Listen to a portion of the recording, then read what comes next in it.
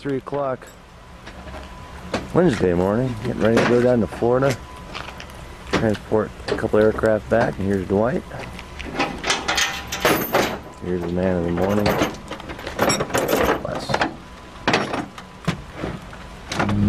got about 1,900 hours on this helicopter. He said that I just want to go ahead and have an overhaul. Okay, I said, well, is there any reason why you want to just go ahead and overhaul it? He goes, well, it's just kind of a long story. Here we are getting fuel and less than truck here at this truck stop. Here's our rig, now that you can see it in the daytime. Still raining. It's about 5:30 in the morning here in, I don't know where we are. Alright, here we are, Savannah, Georgia. We're getting some more fuel once again. There's Dwight, checking out the rig. There's our coffin, our 15-foot coffin here. Here's the truck again. This thing is a gas fuel hog. Here's Nick, he's the other 22 pilot on the way back. I want you to see something here. This is the weather. This is the 496 that Kevin's let me borrow for today. Look at that, isn't that nice? All around us, rain. And check this out. I want to zoom out. 120 miles. That's all to the north of us. So hopefully on the way back in, all this weather will be past us. Look at that. We're going down to Fort to Juliet. That'll be Keystone Heights. Flying up to Macon, up to Collegedale, and over to Gatlinburg. So we're going around the mountains. I didn't really feel like going up and over the Smokies, especially with all the weather, and since we're in a 22. So it'll be a good flight. A very good flight. Here we are at Aquila Aviation, which is no longer in business. Looks pretty packed here, doesn't it, guys? 150. Well, Cessna 150, yeah, and they got 3 runways, and Rod is just texting me back.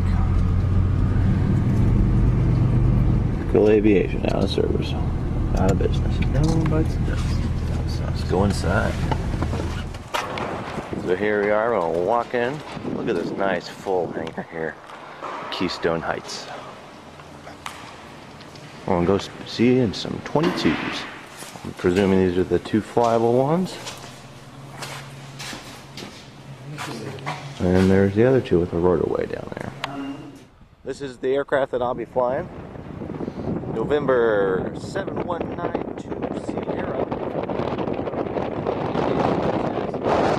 No longer in business. Very basic, but hey, look at this. I have my 496 for my XM radio and weather, and then my basic panel. This is Nick's bird. Loaded up 154 Quebec onto the trailer, and we're getting ready to load up this other one. This other one's got some real issues. Looking at the frame, we'll go take a look at it here in a second. Alright, here's Les, Dwight, and Nick working on this thing. Getting ready to hoist it up, and this is the hangar that Aquila Aviation was in. Kind of big, kind of big. The wind has calmed down, but it also has gotten darker, so we're gonna rock and roll. Look at this place. Empty.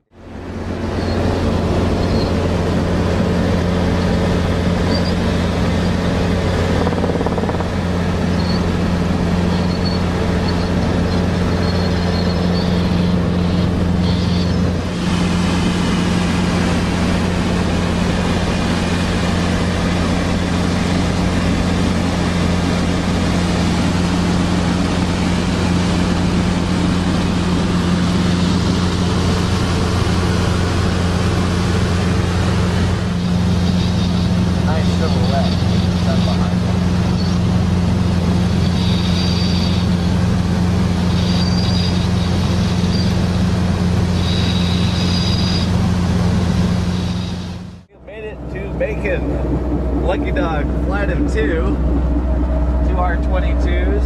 Already shut everything off, but nice big place. place here. Winds gusting up to about 24.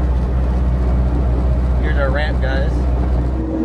Alright, it is done. Clutch light's still working. It's been on for a minute. See how long it takes. Beautiful evening here in Macon. It's been pretty windy, but you know what? We've only been cruising about 95 knots, which is very surprising. There's these guys.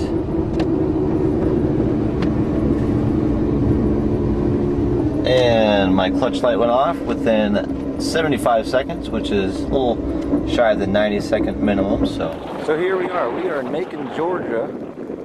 November 7192 Sierra, and next bird over there.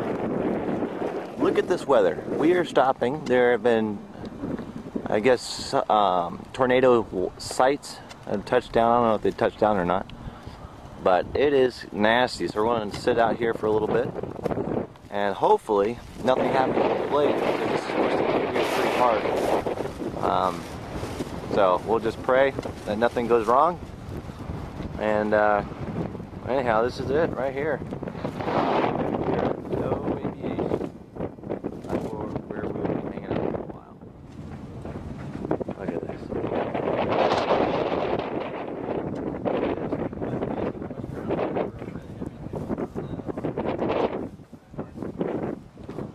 WMAZ said it's going to hit Alberta Road the hardest. Central Alabama. All that still has to come through here tonight before the all clear can be sounded. But as we get on into the evening hours, sometimes the atmosphere stabilizes a little bit, a little cooler air, but there's still enough, there's enough dynamic out there to keep these things going, at least for a little while. So let's keep our fingers crossed that those things don't hold together too long. Because as you will see in just a little bit, there are numerous warnings, even going back in Alabama. You can see what I'm talking about with these storms now. Boom, right there. You can see them coming through around the Montgomery area, and they're about to come through the Columbus area, and of course they're heading from the left side of your screen to your right, so everything moves east. So anything you see that's off to the west there has to come through here. Hopefully it'll fall apart before it does so.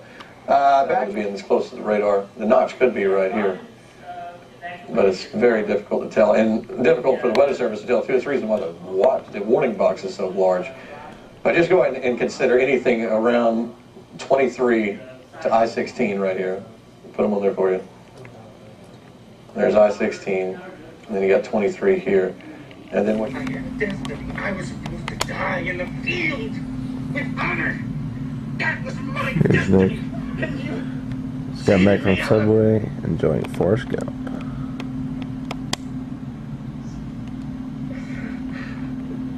Alright, so here we are, here I am, at the Macon Airport in Georgia. We are grounded. We've been here since about 5 o'clock. This is only Wednesday evening, the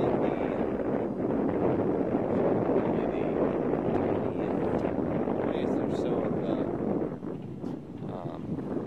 March, February, and you know, touchdown over at the Air Force Base. About 4 or 5 miles to the south. So luckily we weren't affected by that. Our aircraft are still sitting very secure here at the ramp at Macon. Hopefully by about 11 or 12 we'll be out of here, because I have to leave to Forest tomorrow to Gatlinburg. So we still have about a 3-hour flight. So we'll probably be getting some more